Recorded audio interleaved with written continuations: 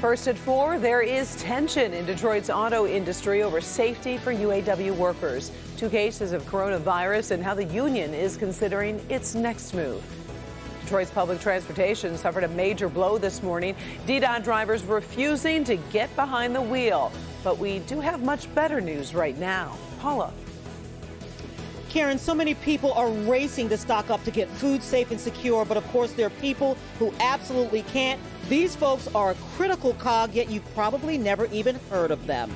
Hi, Ben. Hey, Paula, finally getting some sunshine on the back end of today, but can we hold it for the rest of the week? We'll look at that right now, first at 4.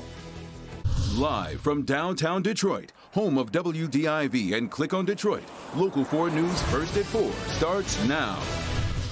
Good afternoon, I'm Karen Drew. First at 4, we are tracking the very latest developments surrounding the coronavirus crisis. We'll be sharing as much as we can with you over the next few hours. At this hour, the number of confirmed cases in Michigan has now climbed up to 65. Currently, Oakland County has the most with 16. We have 2 cases linked to the auto industry, and the UAW is going to meet in just a few hours to talk about worker safety. Wayne County has announced its first possible exposure site, saying a COVID-19 patient attended a movie at the AMC Fairlane Theater, and that was on March 10th. Also, a second resident at the All Seasons senior facility has now tested positive as well. That man has been taken off-site for treatment. Breaking in Detroit, Mayor Duggan announcing DDOT buses will be back on the road and free to ride after a work stoppage. Drivers refused to work this morning, saying they were concerned over working conditions during the coronavirus pandemic. Among those concerns were crowding and cleanliness. The mayor says changes announced today will address those concerns. 3 union leaders and the management at DDOT and I sat down and worked through something where they could be comfortable recommending to their members that both they and the public will be safe. Buses will be back on the road at 3 a.m. tomorrow. The mayor says all bus fares will be free until further notice. For social distancing, riders will enter and exit using the rear door of the bus. You can see more coronavirus-related information on the bottom of your screen during this newscast. Another top story today, the growing tension over worker safety between UAW and the Big Three. An employee at the General Motors Coal Engineering Center in Warren has tested positive for COVID-19. GM says the worker is a man who tested positive last night. He was already working from home. The company is urging anyone who had contact with that individual to self-quarantine for 14 days. Meantime, Ford also says one of its employees has tested positive. That worker is in product development at Building 5 in Dearborn. Ford says that person was not working in the building between exposure and diagnosis, so the company does not think that anyone else was exposed. Both Ford and General Motors say coronavirus cleaning protocols are in place.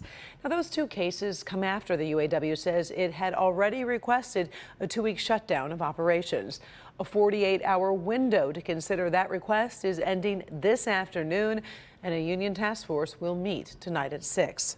UAW President Rory Gamble released a letter saying, in part, I want to be very clear here. If the UAW leadership are not satisfied that our members will be protected, we will take this conversation to the next level. New at 5 business editor Rod Maloney is digging into the union's concerns and how far they might be willing to go. So we hope you'll join us for that part of the story this evening.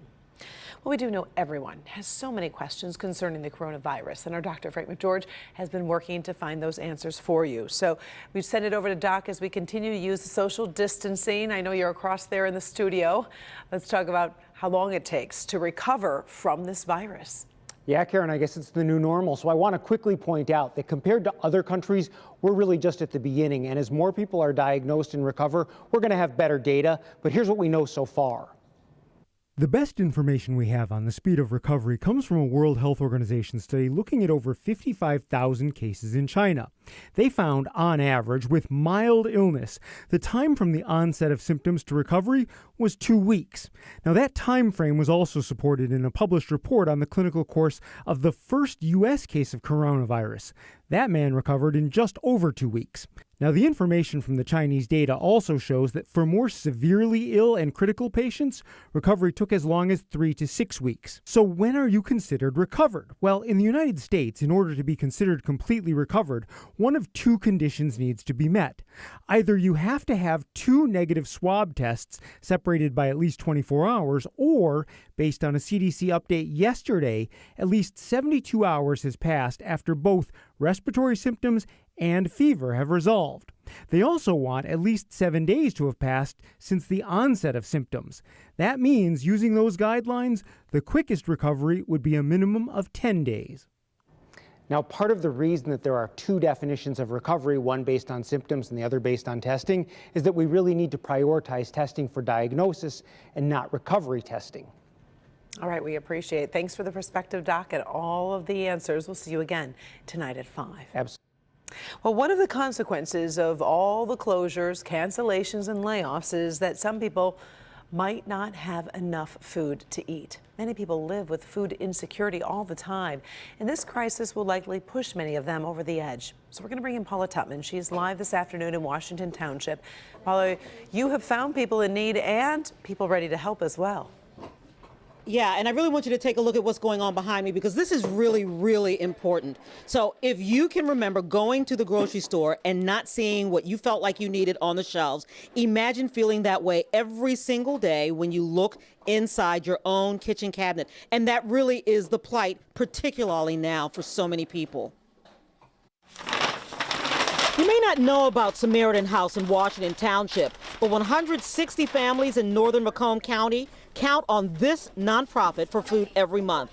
These are the foot soldiers on the war against hunger. We know who's hungry here, and we're making sure we get the food to them. Nobody should go hungry. Paper, shampoo. These kinds of small community food pantries become even more critical as families with means at all race to get food secure during panic buying, because a huge number of people don't have the ability to stock up on the extras because their fight is day to day just for the basics. Harder for me because I'm a kidney patient. I don't even know what I would do. We had no help.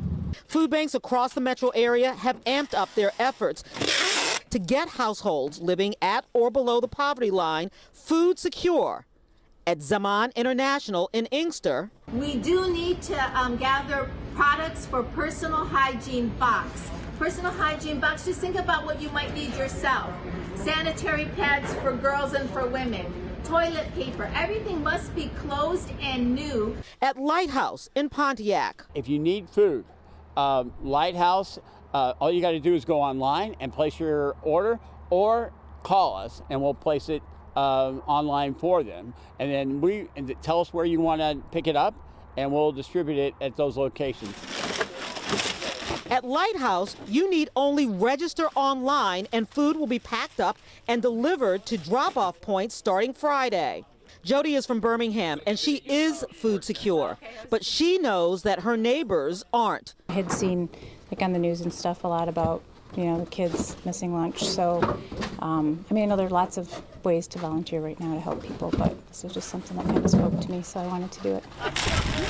Don Spillers delivered foodstuffs from his church this morning. He said the hungry and the poor are going to be amongst us, so we just doing what God told us to do.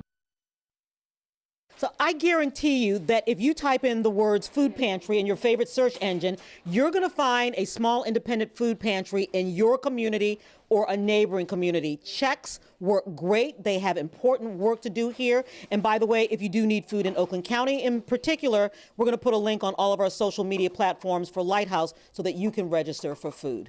Karen? Oh, they're doing such important work. Thank you so much, Paula. We appreciate it. Let's move to Washington, D.C., where President Trump and Congress are looking to push through massive aid programs to soften the economic impact of the pandemic. Plus, the Trump administration is pressuring the public to pitch in for 15 days to beat back that virus. Devin Skillian in the newsroom tracking that part of the story. Devin. Yeah, Karen, the proposal we're talking about will take a massive bipartisan effort to meet the president's deadline. Here's some of the broad parameters. The Trump administration is proposing a new $850 billion aid package. Among the proposals, checks for $1,000 to many Americans. Now, this is not happening right now. Plenty of details need to be worked out. Treasury Secretary Steve Mnuchin did indicate some people, like millionaires, would not be eligible for the money. The president is hoping something will get passed, though, in the next 2 weeks. Administration is also pushing all Americans to isolate themselves as much as possible for another 14 days. The coordinator of the White House task force says everyone has a role to play in stopping the virus. We're asking our older generation to stay in their homes. And we're asking the younger generations to support them in social contacting through videos and other Skype-type functions, or just the simple telephone. We're asking the younger generations to stop going out in public places, to bars and restaurants, and spreading asymptomatic virus onto countertops and knobs and grocery stores and grocery carts. Dr. Birx also gave a shout out to Dollar General stores for setting aside special hours for senior customers. It's one of the retailers dedicating its first hour of business to allow seniors to come in and avoid the bigger crowds that have been swamping a lot of stores. All right, let's move to the big board now as the markets have closed this hour. Yesterday, of course, was a bloodbath, but the president's plans for economic aid are helping the Dow bounce back a bit. The markets jumped up more than 1,000 points on the day, just shy of 1,050 points improvement. That gets back about a third of what was lost yesterday, but there are the final numbers. At least they may vary just a little bit here, but that should be close to the final number for the day. So much to track. You can always view the latest information on our website at clickondetroit.com. Things always changing by the minute. We'll keep you posted on it right here. Karen, back to you. All right. Thank you, Devin. Coming up at 5, it's hard to know what to do if you have travel plans. Help Me Hank is going to tackle that issue and look at where things stand right now. Also, Amazon is changing some of its delivery procedures. Hank is also going to return at 6 with a look at what's affected and what's not. So make sure to join us again at 5 and 6 for those stories. And then tonight at 8, we invite you to watch special coverage of the coronavirus crisis. Dr. McGeorge will answer your questions. Hank Winchester will focus on potential scams. And Rob Maloney is going to take a look at how the pandemic is impacting your finances. That's tonight at 8 o'clock. Well, getting outside is one of the few things some of us can do to try to avoid going stir crazy. We're hoping the weather will cooperate, of course, so let's send it over to Ben to see where things stand. Yeah, it's a lot better now than it was earlier this morning, Karen. Those clouds that were with us to begin our Tuesday have now taken off. Sunshine's gotten us into the 50s. We're at 52 right now in Ann Arbor. Winds are noticeable out there at about 10 to 15 miles an hour, but just a little bit of a breeze to go with those temperatures. And it will be chilly again tonight. Those clear skies are going to allow temperatures to drop. So we'll look at the lows we're going to start out with tomorrow morning. Rain and some thunder as a rocky finish to the work week is ahead as we roll into spring on Thursday. And the weekend, a lot calmer. We'll see what we have to trade in to get that calm weather in just a few minutes. Karen? All right, thank you, Ben. Still ahead, the sports world may have gone quiet, but there is some huge news from one of the best quarterbacks of all time. We'll talk about that in Trending Stories. And ahead, there is a new option coming this weekend if you start to run out of home entertainment. And up first, you have heard the coronavirus is having an impact on the presidential election.